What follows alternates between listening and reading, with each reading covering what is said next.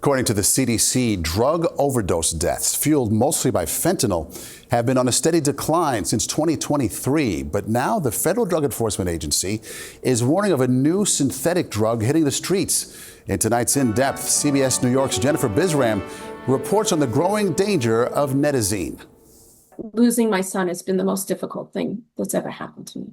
On Long Island, New York, it's been just over a year since Sharon Valente's 32-year-old son, Vincent, died from a drug overdose. I miss our conversations.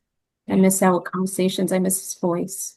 Vincent died after a 15-year battle with drugs that started when he was just 17 years old. Sharon believes his heroin use led to a fentanyl addiction, which ultimately took his life. As family members, we're sick and suffering along with our loved ones who suffer from substance use disorder.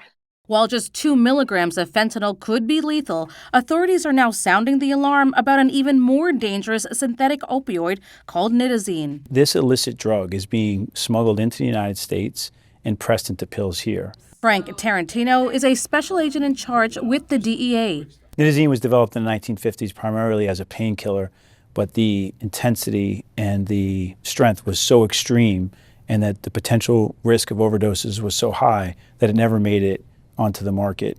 Authorities are encouraged by the fact that overdose deaths last year plunged nearly 27% from the year before. Fentanyl remains the leading cause, but officials say nitazene is up to 40 times more potent and powerful.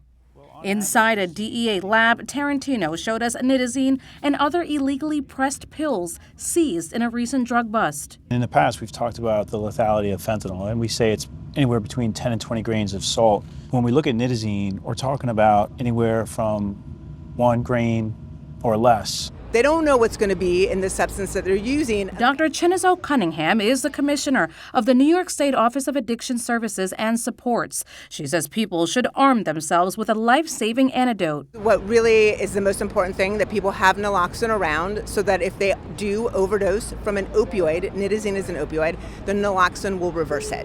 Back on Long Island, Sharon Valente keeps her son's memory alive by warning others about the dangers of drug abuse. As a mother, what is your advice to other parents? You can't sit back and think that it's a phase. Educate yourself to never say that it's not going to be my kid or it won't happen to us.